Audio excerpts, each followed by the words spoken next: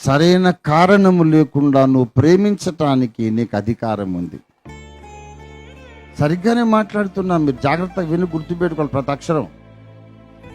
సరైన కారణం లేకుండా ప్రేమించవచ్చు.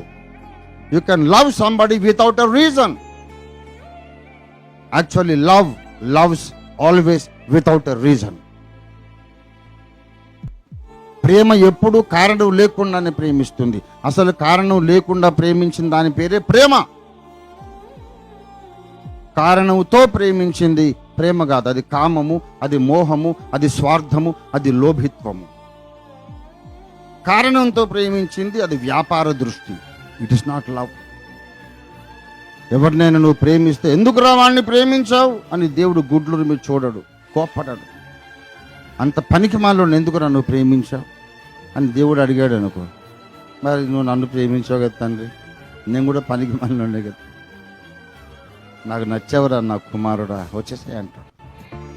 ప్రేమించేటప్పుడు నీకు రీజన్ ఉండనక్కర్లేదు, కానీ ద్వేషించేటప్పుడు మాత్రం నీకు బలమైన కారణం ఉండాలి.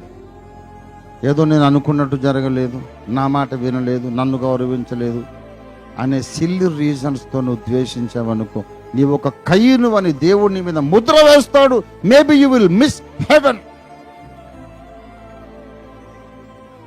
Be a man of love. Be a woman filled with agape divine love. You have no authority to hate anyone without a reason.